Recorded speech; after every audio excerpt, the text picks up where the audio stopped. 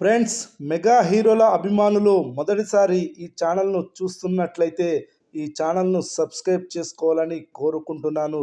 ఎందుకంటే మెగా హీరోల సినిమాల గురించి ఏ చిన్న అప్డేట్ వచ్చినా ఈ ఛానల్లో అప్డేట్ చేస్తాను. మీకు డైరెక్టుగా నోటిఫికేషన్ రూపంలో రావడం జరుగుతుంది. ఈ ఛానల్ గ్రోత్ కూడా పెరుగుతుంది. ఈ ఛానల్ను సపోర్ట్ చేయాలని కోరుకుంటున్నాను. మొదటి నుండి ఎండ్ వరకు చూడండి ఈ వీడియో, లేకపోతే అర్థం కాదు. మెగాస్టార్ చిరంజీవి కెరీర్లో కల్ట్ క్లాసిక్గా నిలబడమే కాకుండా టాలీవుడ్లోనే బిగ్గెస్ట్ ఇండస్ట్రీ హిట్గా ఎన్నో సంచలనాల రికార్డ్స్కి కేంద్ర బిందువుగా మారిన చిత్రం జగదేక వీరుడు అతిలోక సుందరి. రాఘవేంద్రరావు దర్శకత్వంలో వైజయంతి మూవీస్ బ్యానర్పై అశ్వనీ దత్ నిర్మించిన ఈ చిత్రాన్ని ఆ రోజుల్లో ఒక సునామీ. కేవలం రూ. 6 టికెట్తో 10 కోట్ల రూపాయలకు పైగా గ్రాస్ వసూళ్లను రాబట్టిన సంచలనాత్మక చిత్రమిది. ఈ సినిమా విడుదలైన రోజుల్లో వరదలు 2 తెలుగు రాష్ట్రాలను అతలాకుతలం చేశాయి. సినిమా కలెక్షన్స్పై ప్రభావం చూపిస్తుందేమో అని అందరూ భయపడ్డారు. కానీ ఇసుమంత ఎఫెక్ట్ కూడా చూపించలేదు. వరదలకు పోటీగా వసూళ్ల వరదను సృష్టించింది ఈ చిత్రం.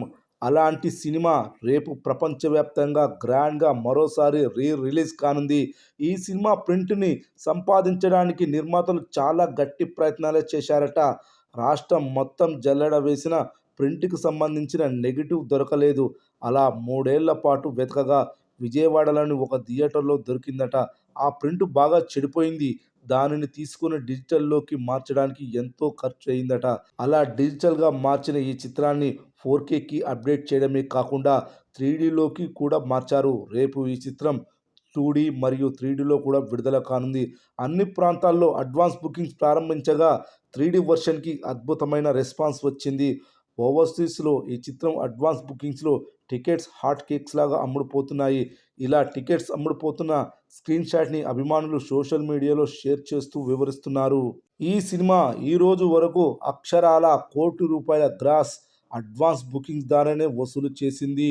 యుద్ధ సమయంలో కూడా ఈ రేంజ్ వసూళ్లంటే మామూలు విషయం కాదు.